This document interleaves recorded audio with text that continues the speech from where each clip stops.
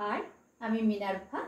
Teaching মেয়ে DG ক্লাসে আজকে আমার আলোচনার বিষয় হলো সেই সব ক্ষুদে বাচ্চারা যারা ক্লাস 1-এ পড়ে তাদের পরীক্ষা ভীতি, যে পরীক্ষা এবং প্রশ্নপত্র কি আসে তার সেই ভীতিটা কাটানোর জন্য আমি আজকে তাদের এই প্রশ্নগুলো আমি আলোচনা করব। আচ্ছা, প্রথমে দেখে নিই, ছোট বাচ্চা কিছুই বোঝে না, তাহলে বাড়িতে আমাদের তাকে সেইভাবে গার্ডটা দিতে হবে যাতে ওরা এই ভয়টা না পায়, পরীক্ষা ভয়টা যাতে না পায়। তাহলে আমি তাকে আগে কি করে লেখাবো, কিভাবে শেখাবো, প্রত্যেক দিন খাতায় আপনি ওকে 50 থেকে 80 পর্যন্ত, কোন দিন 1 থেকে 20, 20 থেকে আবার 40, এইভাবে সংখ্যাগুলো লিখতে দেবেন। তাহলে ও একটা অভ্যেসে দাঁড়িয়ে যাবে। তা 50 থেকে 80 পর্যন্ত সংখ্যা বাচ্চারা লিখতে পারে, আপনারা আস্তে আস্তে করে শেখাবেন। এবার দেখুন, এলোমেলো সংখ্যাগুলি সাজিয়ে লেখো। এই সংখ্যাগুলো এলোমেলো আছে, তাহলে সে বুঝতে পারবে, সে তো পড়েছে।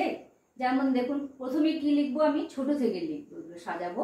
হ্যাঁ, আগে আসবে 3, তারপর 5, তারপর 7, তারপরে 8, 9, 10, 11। এমনি এইভাবে সংখ্যাগুলোকে আমি সাজাবো, এভাবে সংখ্যাগুলোকে সাজিয়ে দেব। এরপরে দেখুন, আর আমাদের বাংলা মিডিয়ামের ছেলে মেয়েদের বাংলায়ও পড়তে হয়, আবার ইংরেজিতেও সংখ্যাগুলো জানতে হয়। যেমন 21 থেকে 35 পর্যন্ত সংখ্যায় লেখো। এগুলো ওরা শিখে যাবে। আজকে 21, কালকে 31 থেকে 40, এইভাবে সংখ্যাগুলো লিখতে দিলে ওরা শিখে যাবে। এবার দেখুন, এখানেও রয়েছে এলোমেলো সংখ্যাগুলিকে সাজিয়ে লেখো। 5, 3, 6, 1, 2, 4। এগুলোকে যদি আমি সাজিয়ে লিখি তাহলে কি হবে, 1, 2, 3, 4, 5, 6, এইভাবে সাজিয়ে লিখবো। তাহলে ওদের এই ধারণাটা জন্মে যাবে, ওদের এটা ক্লিয়ার হয়ে যাবে, ভীতিটা, যে কি জানি কি করব। প্রত্যেকদিন যদি বাড়িতে একটু করে প্র্যাকটিস করানো হয় তাহলে তারা এটা বুঝে যাবে। এরপর আসছে, দেখি, কথায় লেখো। কথায় লেখো কি কি লিখবো, এই যে দেখুন, 5 আমরা কথায় লেখো মানে বানানটা লিখতে হবে। পয়চন্দ্রবিন্দু আকার চ 5। 8, 8 ও 8। 10, দ তালব্য 10। 11, এ গয়াকার 11, বয়াকার রয়কার 12। এটাই আমরা কথায় লিখবো, যেটা বাংলা বানানে সেটা লিখবো। সংখ্যায় লেখো।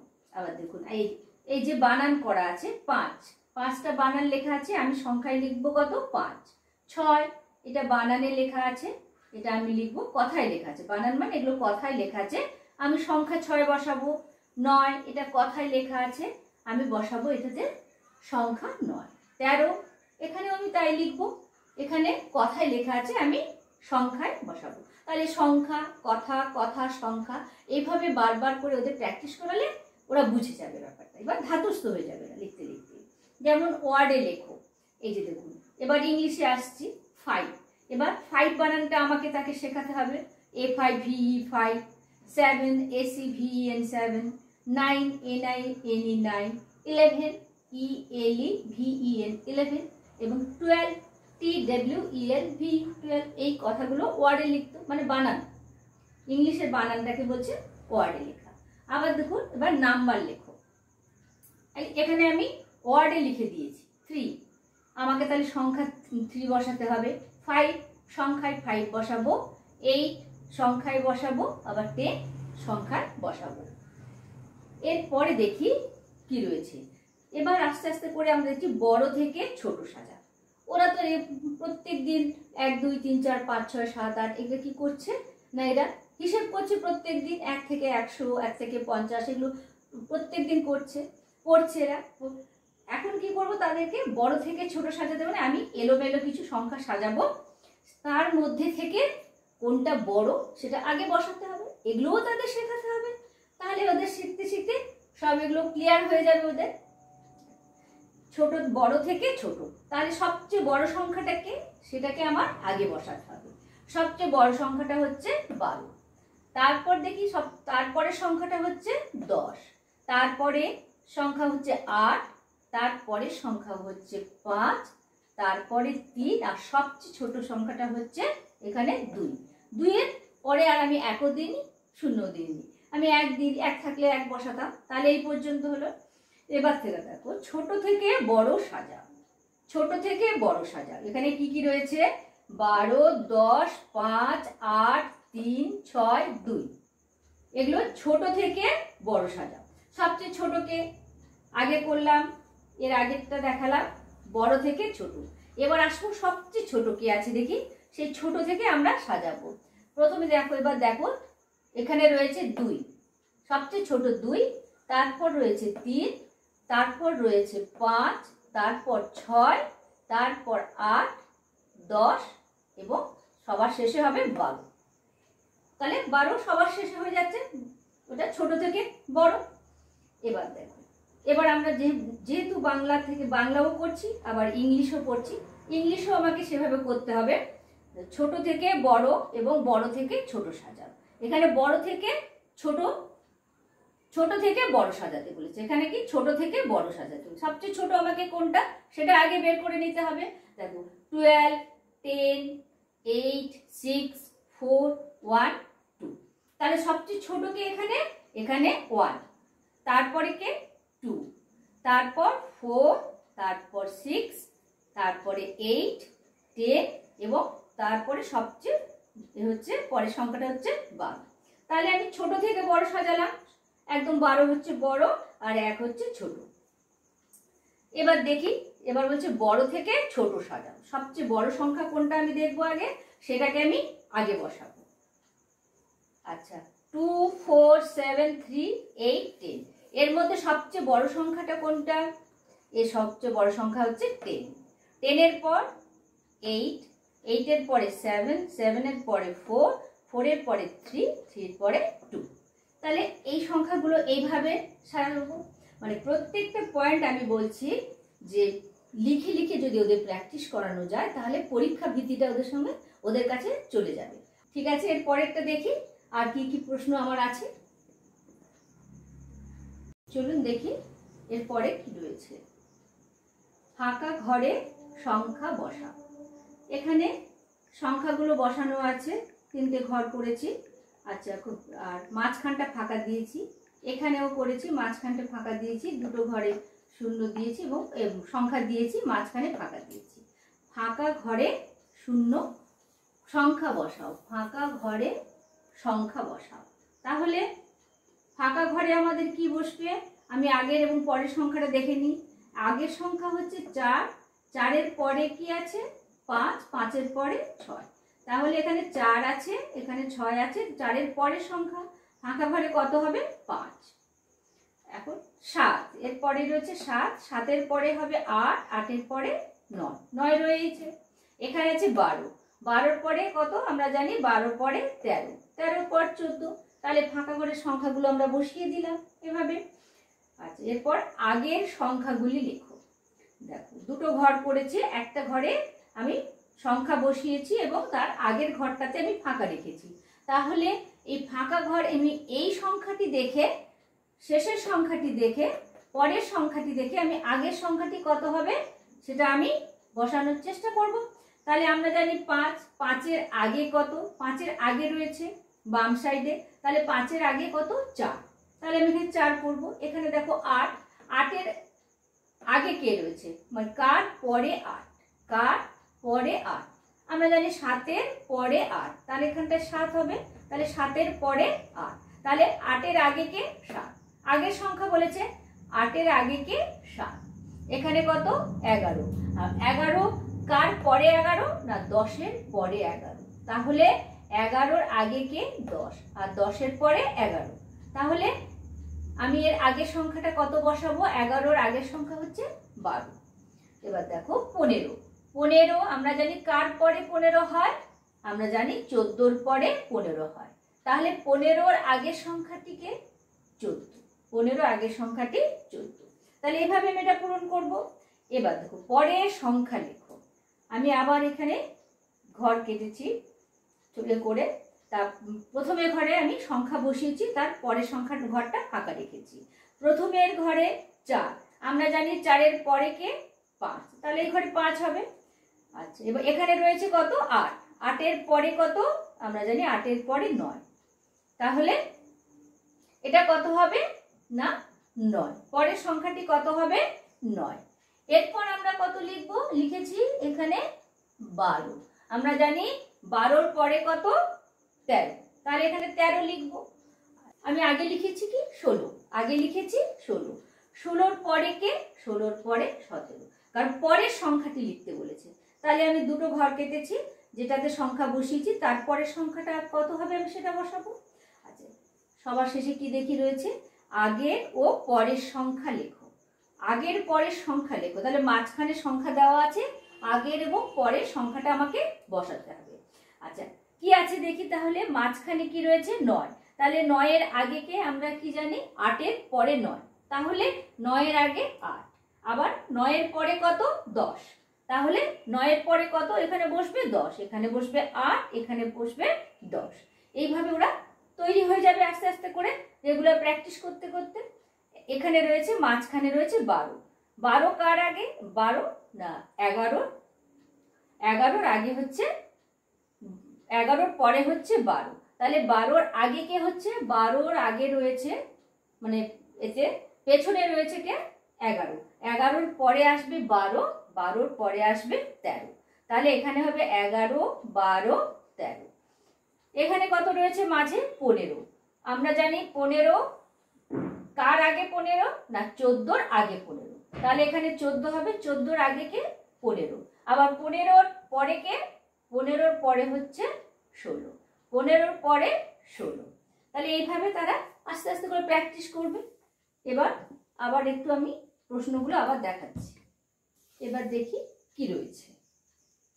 এবার তাই রয়েছে, আমরা যেহেতু বাংলা মিডিয়ামে আমাদের ইংরেজি এবং বাংলা দুটোই পড়তে হয়, ফাঁকা ঘরে সংখ্যা বসাতে হবে। আচ্ছা, এখানে কত রয়েছে 4, 4, তারপর ফাঁকা ঘরে কত হবে 5, তারপর হবে এখানে রয়েছে 6, তাহলে 4, 5, 6। এখানে কত রয়েছে 8, ফাঁকা 10, 8, 9, 10, 8, 9, 10, 12, তারপর ফাঁকা 14, তাহলে 12, 13, 14, তাহলে ফাঁকা ঘরে কত হবে 13, এই সংখ্যাটি। এবার আগের সংখ্যাগুলো লিখব বিফোর। এবার 3, কার আগে 3, আমরা জানি 1, 2, 3, তাহলে 2-র পরে 3, তাহলে 3-র আগে কে বসবে 2। এখন কত রয়েছে 6, তাহলে 1, 2, 3, 4, 5, 6, 5, 6, 6-এর আগে 5, তাহলে 5, 6, তাহলে 7, 8, 9, 7, 8, 9, তাহলে 8, 9, 8, 9, আগে 8, তারপরে 9, তারপরে আছে কি 9-এর পরে আমরা জানি 10, 10-এর পরে 11, 11, 12, 11, 12, তাহলে এখানে 12 রয়েছে, তার আগে কি হবে 11। এবার পরের সংখ্যাটা লিখব, এখানে পরের সংখ্যা। আচ্ছা, এখানে কি রয়েছে প্রথমে 5, 5-এর পরে কি আমরা জানি 1, 2, 3, 4, 5, 6, 5, 6, তাহলে 5-এর পরে 6 হলো। 6-এর পরে কি 7, 7-এর পরে 8, 8-এর পরে 9, তাহলে এখানে 8, 9, 8, 9, 9-এর পরে কি 10, 10 আছে এখানে 10, 10, তারপরে 11, ফাঁকা ঘরটা, তাহলে এখানে 10-এর পরে 11 বসবে। 11-এর পরে কি আমরা জানি 12, 12-এর পরে 13, 13, 14, 13, 14, তাহলে 13-এর পরে 14 বসবে। এইভাবে হিসেব করতে করতে আমরা যাব, কারণ বাচ্চারা ঠিক এইভাবে প্র্যাকটিস করতে করতে এগিয়ে যাবে। এরপরে দেখুন 3টে করে ঘর কেটেছি আমি, আর আগের ও পরের সংখ্যাটা লিখব। এখানে কত রয়েছে, আচ্ছা 7, 7, তাহলে আমরা 1, 2, 3, 4, 5, 6, 7, 8, 7, এখানে 7 আছে, তাহলে 6, 7, 8, 6, 7, 8 হয়ে গেছে, তাহলে 6, 7, 8, তারপর 9, 10, তার 9, 10, 11, 12, তাহলে এখানে কত রয়েছে 12, 12-এর আগে কত 11, 11, 12, 13, 11, 12, 13 হয়ে গেল 13, তারপরে কত 13-এর পরে 14, 13-এর পরে 14, 15, 16, 14, 15, 16, এইভাবে বাচ্চাদেরকে ঘর কেটে কেটে সংখ্যাগুলো আগে পরে এবং মাঝখানে এইভাবে যদি প্রত্যেক দিন আপনারা পরীক্ষার জন্য একটু করে প্রস্তুতি নেন, তাহলে ওরা শিখে যাবে। আচ্ছা, এবার দেখি কি রয়েছে। এবার হচ্ছে বাচ্চাদের সবচেয়ে গুরুত্বপূর্ণ জিনিস, সেটা হচ্ছে এটাই আমরা ঢুকছি এখন, গণিতে যোগ বিয়োগ। এই যোগ বিয়োগ আমরা কিভাবে তাদের শেখাবো, এটা তো সত্যি একটু সমস্যার ব্যাপার। হিসেব তারা কি করে করবে, আস্তে আস্তে করে তো তাকে করাতে হবে, শেখাতে হবে। তবে আমরা এইগুলো অনেক সময় করি, ধরুন এই যে 6 এবং 3 যোগ করব। আমরা কি করি, সবসময় এখানে রেখা টেনে দিই। এখানে 1 2 3 4 5 6টা করে রেখা টানি, আবার 3টে রেখা টানবো 3। এইভাবে করতে গেলে অনেক সময় বাচ্চারা কি করে, ওই রেখা হয়তো একটা টানলো না, ভুলে গেল, কিংবা একটা বেশি টেনে ফেললো, তাও বুঝতে পারলো না পরীক্ষায়। আবার অনেক সময় কি কম টানলো, রেখা কম টানলো, হিসেবে ভুল হলো। তাহলে এখন আমরা কি করব, এই এখন থেকে যদি বাচ্চাদের এই অভ্যেসটা করান যে এই বড় সংখ্যাটাকে ধরে রাখতে হবে, মনে মনে করে এটা ধরে রাখতে হবে। আর বড়টাকে ধরে রেখে, সংখ্যাটাকে ধরে রেখে আমি কটা টানবো, তাহলে হিসেবে যাবো কি 6। 6কে আমি ধরে রাখলাম মনে মনে, 6-এর পরে কত আছে 3, 6 7 8 9। আমি যদি বড় সংখ্যাটাকে ধরে নিই আর ছোট সংখ্যাটা যদি আমি রেখা টানি, তাহলে দেখেন কত সহজে আমরা এই যোগটা করতে পারলাম। কিন্তু আমি যদি আবার রেখা টানি 1 2 3 4 5 6, এরকম করবেন না। কিন্তু বাচ্চাদের যদি শেখানো হয় এইভাবে করে, বাচ্চারা কিন্তু তাড়াতাড়ি নিয়ে নেয়। এরপর আমরা বিয়োগে যাব। তাহলে যোগগুলো বুঝতে পারলে, মানে অল্প করে আমি বেশ বুদ্ধি করে যদি করা যায় এই ট্রিক্সে, তাহলে আমরা ঠিক পেরে যাব এবং বাচ্চাও ঠিক পারবে আস্তে আস্তে করে। এরপর বিয়োগ অঙ্কগুলো দেখো কি করি। 5 থেকে 2 বাদ দেব। এইভাবে আমরা কি করি, আগে 5টা রেখা টানবো, তারপরে থেকে 2টো রেখা বাদ দেব, এরকমই করব। কিন্তু এটা যদি একটু অন্যরকম করি, আমি যদি এখানে 2 থেকে আমি 5 যাব, 5 থেকে 2 বাদ দেওয়া যায়, মানে আমি এখন যাব কি 2 থেকে, 2 এর পর থেকে আমি 5 যাব, 2 এর পর থেকে আমি 5 যাব, 2 এর পরে 3 4 5। তাহলে কটা দাগ টানলাম আমি, 2 এর পরে আমি 5 যাব, 2 এর পরে 3 4 5। তাহলে আমি কত পেলাম এখানে 3। এইভাবে আমরা পেলাম। এরপরে দেখো, এবার দেখো 7, আমি 2 এর পর থেকে 7 যাব, 2 এর পরে আমি 7। তাহলে 3 4 5 6 7, কত হলো 1 2 3 4 5, আমি 5 পেলাম। এইভাবে আপনারা করবেন, তাহলে দেখবেন তাড়াতাড়ি হয়ে যাবে, বেশি ঝামেলায় যেতে হবে না, বাচ্চারা তাড়াতাড়ি করে নিয়ে নেবে এবং হিসেব পরিষ্কার হবে, হিসেবটা পরিষ্কার হবে, ভুল হবে না। এরপর আমি 7-এর পর থেকে 9 যাব, 7-এর পরে কত 8 9, কটা দাগ টানলাম, তাহলে আমি 2টো দাগ টানলাম, তাহলে কত হলো 2। আচ্ছা, এবার কত রয়েছে 3 এবং 3। আমার কাছে 3টে বল ছিল, কেউ আমার কাছ থেকে সেই 3টে বলই নিয়ে নিল, তাহলে কি হলো 0, আমার কাছে কিছুই থাকলো না, আমার সব চলে গেল, আমার কাছে 0 থাকলো। আচ্ছা, এরপর বলছে দেখো, আমার কাছে 7টা বল ছিল, 7টা পেন্সিল ছিল, কেউ নিল না আমার কাছ থেকে। বিয়োগ মানে কিছু নিয়ে নেওয়া, বিয়োগ মানে কিছু হারিয়ে যাওয়া, কিছু নিয়ে নেওয়া, কিছু আমরা বলি পচে গেল, উড়ে গেল, হ্যাঁ, কেউ নিয়ে নিল, কেউ খেয়ে ফেললো। 10টা লজেন্স ছিল, সেখান থেকে কেউ 2টো লজেন্স নিয়ে খেয়ে নিল, এরকম তো চলে যাওয়া, জমা থেকে চলে যাওয়াটা হচ্ছে বিয়োগ।